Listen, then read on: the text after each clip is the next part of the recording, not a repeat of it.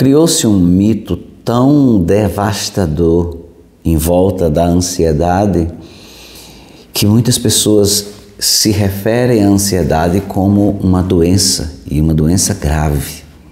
Mas é preciso entender que a ansiedade é uma emoção, assim como a raiva, a tristeza, a alegria, o amor. A ansiedade nada mais é do que uma emoção. E o propósito da emoção é nos ajudar a viver, a permanecer vivo. Todas as vezes que o seu cérebro ativa a sua ansiedade, ele está entendendo que você está numa situação de risco e que precisa sair dali. Por isso que você fica ansioso. É como se dentro do seu cérebro tivesse um sensor de perigo. E esse sensor vai avisando você, saia daí que você está em risco. Isso é a ansiedade, é esse disparar do sensor. O problema é que muitas vezes esse sensor fica hipersensível. O seu cérebro ele começa a focar demasiadamente em situações de risco. E ele se torna tão mega sensível que até a imaginação começa a disparar este sensor de ansiedade. Aí, a ansiedade que antes era uma emoção boa, que ajudava você a se livrar dos perigos, agora se transforma num transtorno.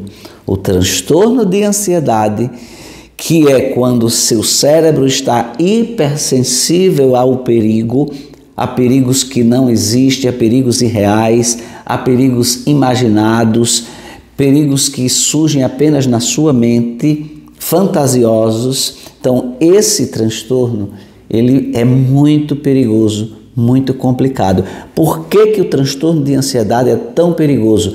Porque ele é produzido aqui, na sua mente.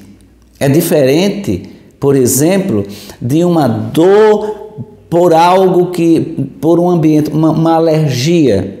Por exemplo, se eu tenho alergia a determinado objeto, a determinada substância, é só eu me afastar e a alergia vai acabar. Mas a ansiedade é dentro, é na cabeça da pessoa. Ela acontece, ela é disparada por imaginações disfuncionais que a pessoa produz dentro de sua própria mente. Por isso é tão difícil trabalhar o transtorno de ansiedade para que ele desapareça. E muitas pessoas escolhem por tomar medicação em vez de aprender a lidar com a ansiedade.